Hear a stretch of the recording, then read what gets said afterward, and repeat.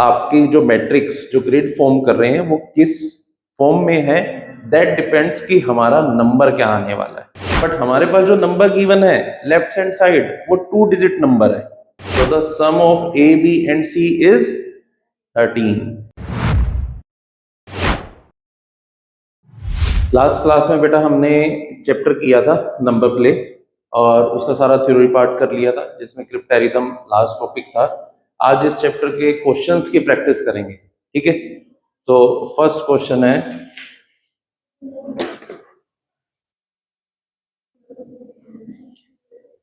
इन अ 5x5 grid, एक 5x5 grid forum करनी है। The centre number is 13। इसका सेंटर नंबर क्या है बेटा? 13। What must be the magic sum if each row adds equally? और मैजिक सम क्या होगा अगर हम ईच रो को इक्वली ऐड कर रहे हैं। फॉर्म करो 5x5 की और मैजिक सम बताओ। चलो फॉर्म वो नहीं करते, मैजिक सम क्या होगा अगर 5x5 ग्रिड है? Why 36? वो 3 कब होता है? जब हम 3x3 ग्रिड फॉर्म करते हैं, देन हमारा सेंटर नंबर 3 टाइम्स होता है। बट अगर हम 5x5 ग्रिड फॉर्म कर रहे हैं तो हमारा सेंटर नंबर क्या होगा? 13x5 65। तो जितने हम आपकी जो मैट्रिक्स जो ग्रिड फॉर्म कर रहे हैं वो किस फॉर्म में है, दैट डिपेंड्स कि हमारा नंबर क्या आने वाला है, उस पर डिपेंड करेगा, ठीक है। Next question,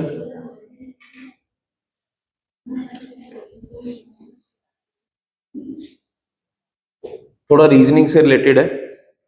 in a code if a is equal to 1, b is equal to 2 and z is equal to 26, then the sum of the letters of the word math is what? तो math के letters का सम क्या होगा? करो solve फटाफट। क्या answer आया बेटा? 42। देखो जब भी हम रीजनिंग करते हैं और अगर हम इस तरह के क्वेश्चन करते हैं तो हम एक वर्ड याद रखते हैं, इजोटी, ठीक है। ई 5th प्लेस पे आता है, जे 10th प्लेस पे, ओ 15th प्लेस पे, टी 20th प्लेस पे एंड वाई 25th प्लेस पे। सो एम किस प्लेस पे आता है? ए बट ऑब्वियस 1, टी 20, एच 8। सो इनका सम करते हैं तो आंसर क्या आएगा? 42। नेक्स्ट क्वेश्चन बेटा,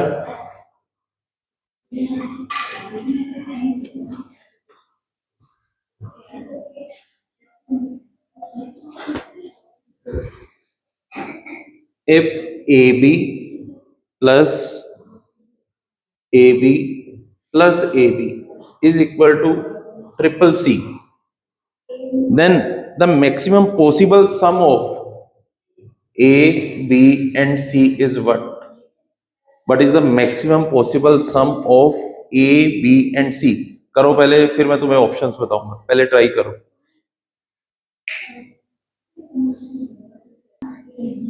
देखो बेटा इस क्वेश्चन में हमें जो सम गिवन है दैट इज ट्रिपल सी, मतलब ये तीनों नंबर सेम होने वाले हैं। अब तीनों नंबर सेम होंगे 3 डिजिट, तो 111 हो सकता है, 222 हो सकता है, नेक्स्ट जाते हैं 333। बट 333 क्यों नहीं होगा वो बता देता हूं। ये 3 नंबर्स का सम है, सेम नंबर्स का, ठीक है। तो 333 अगर हम देखें तो ये किसका सम बनेगा? जब 111 को हम 3 टाइम ऐड करेंगे, ठीक है। बट हमारे पास जो नंबर गिवन है लेफ्ट हैंड साइड वो 2 डिजिट नंबर है, वो 2 डिजिट है, तो दैट मींस ये वाला केस तो नहीं हो सकता। अब मैक्सिमम नंबर केस क्या हो सकता है? 222। 333 तो नहीं हो सकता क्योंकि वो तो 3 डिजिट होना चाहिए था। तो नेक्स्ट केस क्या होगा? Triple two. और अगर मैं ट्रिपल टू को 3 से डिवाइड करता हूं क्योंकि तीनों सेम नंबर है, तो ये क्या आता है 7 3 जा 21 एंड 3 4 जा 12।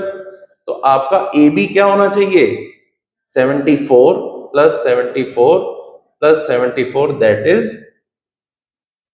Triple two. That means A की वैल्यू क्या है बेटा 7, बी की वैल्यू क्या है 4 एंड सी की वैल्यू क्या है 2।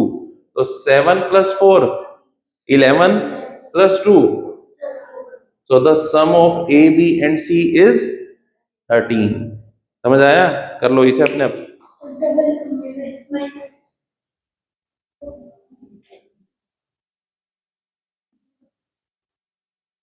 नेक्स्ट क्वेश्चन है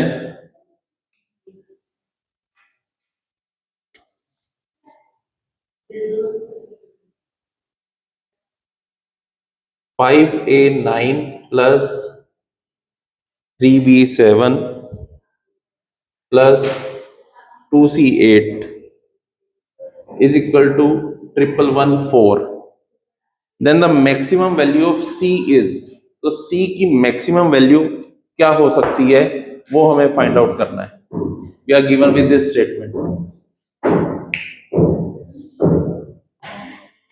अब बेटा इस क्वेश्चन में हमें C की मैक्सिमम वैल्यू देखनी है कि मैक्सिमम वैल्यू क्या ले सकते हैं। 5A9 3B7 2C8 and the answer is 4, this one।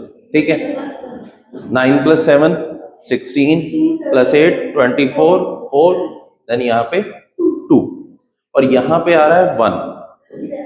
ठीक है, अब ये वैल्यूज डिफरेंट होंगी।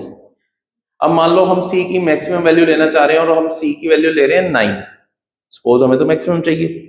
अब C 9 होगा तो इन दोनों की वैल्यू क्या होनी चाहिए या तो 0, बट ये दोनों सेम नहीं है, ये दोनों सेम नहीं है। अगर ये सेम होते तो यहाँ पे B है तो यहाँ पे भी B होता, यहाँ पे A है तो यहाँ पे A होता, बट इन दोनों की वैल्यूज क्या होंगी डिफरेंट।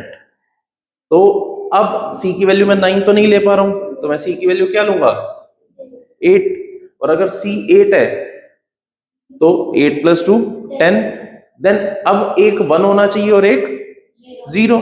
मान लेते हैं कि B 0 है और A 1 है और ये 8 है, तो 1 आ गया। 6 प्लस 3 9 प्लस 2 11, तो C की वैल्यू क्या आती है मैक्सिमम वैल्यू 8 नॉट 9। समझे? तो जब भी इस तरह का क्वेश्चन आए पहले उसे इस तरह से लिखो, उसे समझो क्या हम मैक्सिमम केसेस ले सकते हैं। समझ आया बेटा? Next question, if we add 2 even numbers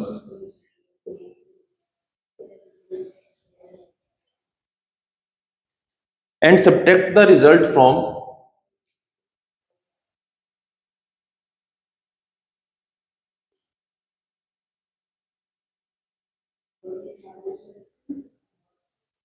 product of odd and even number,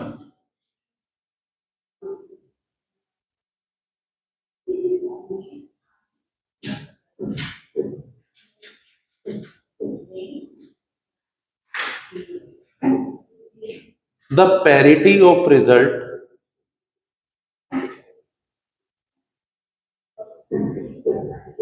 obtained will always be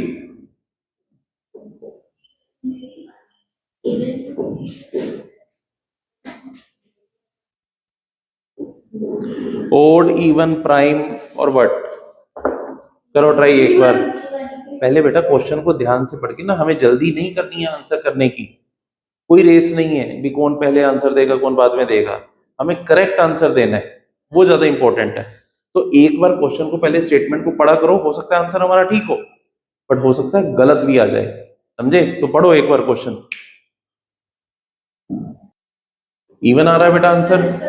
वो कहता है if we add 2 even numbers, suppose we are adding 4 plus 6, both are even, and subtract the result from product of odd and even number.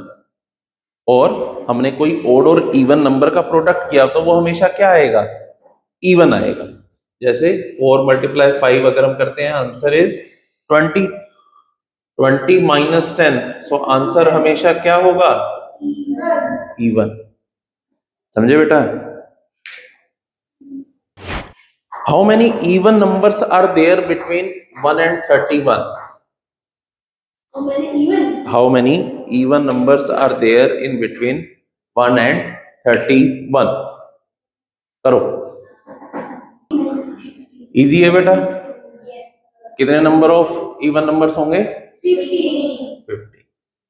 चलो, यहाँ पे बेटा आपका ये chapter complete होता है, ठीक है। अब नेक्स्ट क्लास में हम नेक्स्ट चैप्टर स्टार्ट करेंगे। डन? कोई डाउट आज की क्लास में? Thank you.